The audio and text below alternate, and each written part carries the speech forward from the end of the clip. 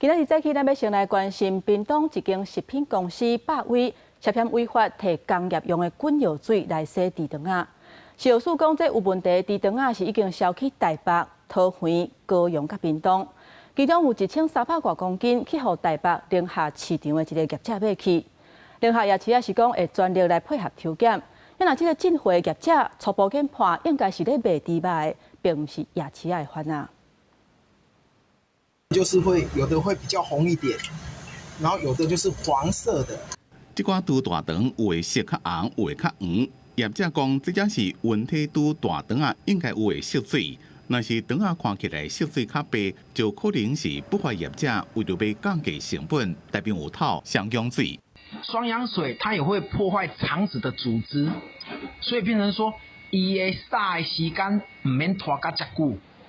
时间缩短，然后卖相又好又白，然后脆度也会跑出来。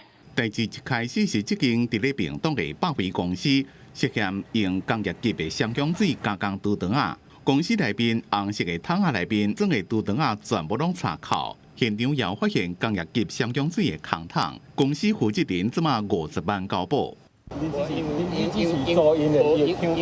这案件还在侦查。 食药署公布，百威公司有问题的猪肠仔流向，到初五伫屏东作业场总共封存一万1664公斤，比级的大肠仔拢袂去台北市、屏东县、高雄市，白色的小肠是袂去桃园市，总共2159公斤，无出货拢已经全部下架。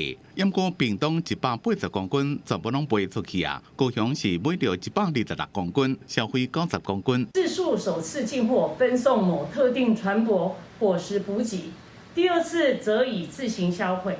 这一包一包大封电话拢是台北市卫生局伫咧随时查访的有问题猪肠仔。到初五，包括阿宗面线西门店、甲宁夏夜市林记麻辣炒豆腐，总共下架145公斤。不过，未记台北市有问题猪肠仔有1330公斤，是宁夏夜市陈先生买。宁夏夜市观光协会讲，夜市内面有用到猪肠仔的担无够10斤，大部分拢是越南市场买。那至于是不是跟百威公司进货哈，我们会要求他们哈内部提出证明。宁夏夜市讲买到有问题猪肠仔的是猪肉担，唔是卖食的业者，希望大家莫误会。食药署也开始追溯追踪加抽查检验。 涉案的业者即马以上法办，并且列入涉案黑名单停业。另外，民众若是因为食到受害，业者就要负赔偿的责任。民众爱保留买加看医生的资料，若是有争议，会当卡1950向县市政府申诉。记者综合报道。